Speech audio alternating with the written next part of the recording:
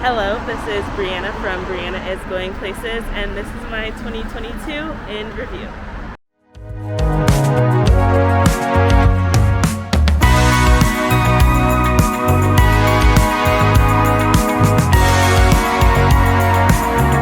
Of course, we're going to start off in January. January was just normal. It was your typical start to the year. I was very excited for the things to come. I did my New Year's resolutions. I went to the beach on the very first day of the new year, which was wonderful. And I just January was just January. Nothing major happened. I was just getting my plans in motion for the rest of the year. Oh, I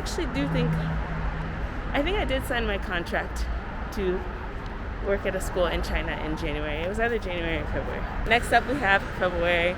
February was a great month because I got to visit and meet up with some of my friends in San Francisco. I had been to San Francisco one time before, and it was okay the first time I went, but the second time around, it was awesome. I met up with some friends, I made a video about it, and we just kind of ate, drank, and were merry, and I really enjoyed that time that I got to spend with them. March was just a month that went really quickly. I didn't do anything of significance. I was kind of just working and going to the beach a ton and visiting coffee shops around West Palm Beach, which was actually enjoyable in itself.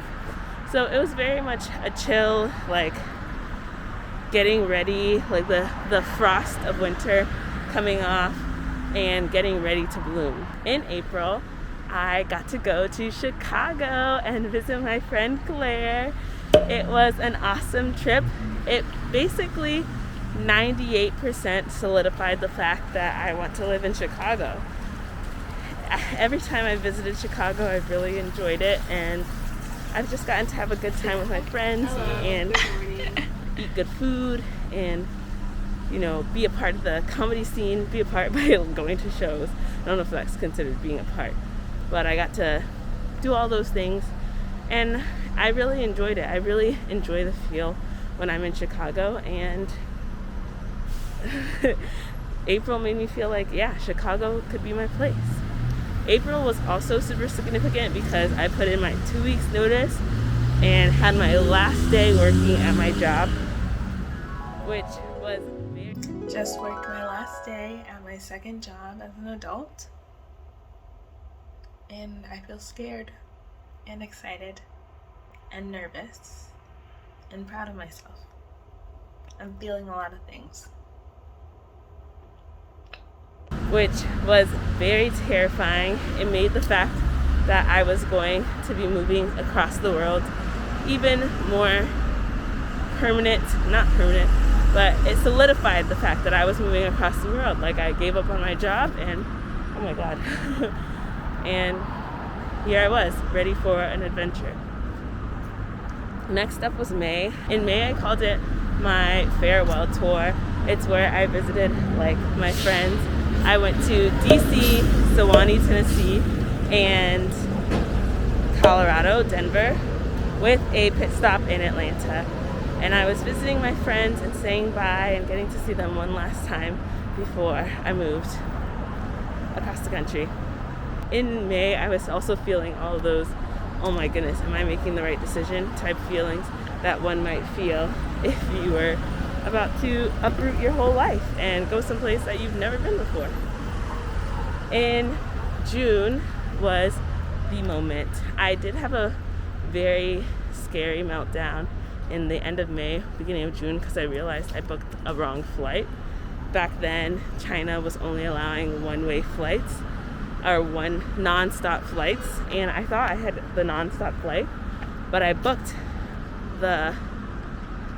basically booked a flight that had a layover instead of a technical stop, and I was scared that $4,000 was about to go down the drain. I was scared that I wasn't going to be able to enter China before my visa expired. It was very scary. It was nerve-wracking. And that's when I made the decision to try to go through Hong Kong, because at that point people had done what was called the Hong Kong route. And I got my ticket to Hong Kong and prayed that it would work, and set off on June 15th to Hong Kong instead of China. I had my first ever quarantine in Hong Kong for 7 days, and after that I was going to try to cross the border into China, and it was unsuccessful. My visa expired and it made me stay in Hong Kong for what I thought would be max 2 weeks. It turns into almost 2 months. I was in Hong Kong for a month and a half, the rest of June and almost all of July. I really did enjoy my time in Hong Kong.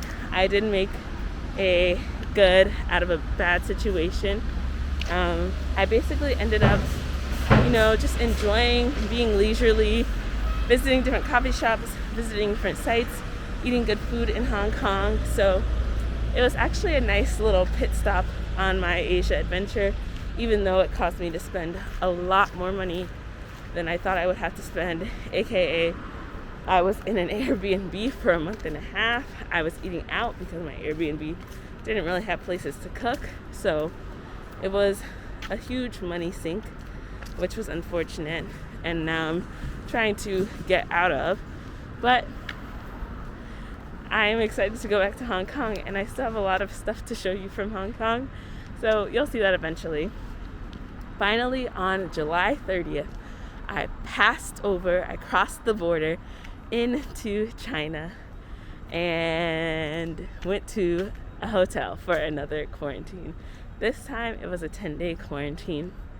I spent my 10 days in quarantine and then got out of my hotel and was finally free in China. So this was around mid-August, and I had my first China breakdown pretty early on when it was my second day out of quarantine and I was feeding myself and had eaten McDonald's French fries twice in one day, or was it twice in a row? I don't remember, but I was like, I don't know how I moved to this country and I'm not able to eat. I can't understand. I can't talk to anybody. And I just cried in my hotel room because I was wondering if I made the right decision, and how could this possibly be the right decision if I can't even eat? If I'm gonna starve to death in this hotel room. But I started to figure things out. Once I got my Chinese bank card, things went a lot smoother, and that brought me into September. I moved into my new apartment. I initially got an apartment in August that sucked, had so many roaches. I might as well have been living in their home instead of them living in my home. I moved into a new apartment that's a lot nicer. Eventually I'll give you an apartment tour, but not yet. And I started teaching. I had my first ever class teaching students in China, and I was so nervous. I taught 2 5th grade classes on my very first day teaching, and it went okay, and it's been going okay. So I'm kind of learning what it's like to be a teacher in China and adapting to my students' levels, and they have to adapt to me and get to know who I am as a teacher. So that was September. In October is quite objectively October is objectively the best month of the year. I will not take any arguments on that. And in October, it was my birthday. So in October, I went out to a comedy show for my birthday, and then kind of got to meet some new people by just trying to talk to people and be friendly after the comedy show and during the comedy show. So I had a really great time on my birthday. I can't really remember the rest of October, but I think it was just, pretty chill. Went out for Halloween, but still kind of adapting to life in China. I am crossing in front of the fire station right now, so I don't want to be on my camera and not paying attention in case they come out. So I'll just show you the fire station.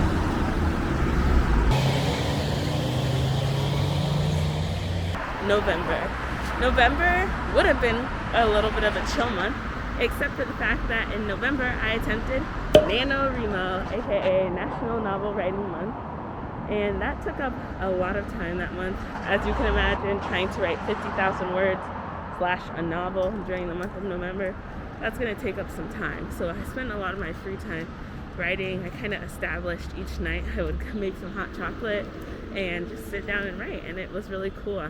I really impressed myself by writing every single day that month, but unfortunately I did not keep it up. So oh well. I ended the month writing 40,106 words, I think. I don't remember the exact amount. I'm gonna walk this way so I can walk through this park. But yeah, it taught me a lot about being disciplined, and it kind of helped me prove to myself, hey, I do enjoy writing, and I want to write things. So now I know that I can do it, and I can get that far. And if that's what I can do in a month, imagine what I can do in a year or more. So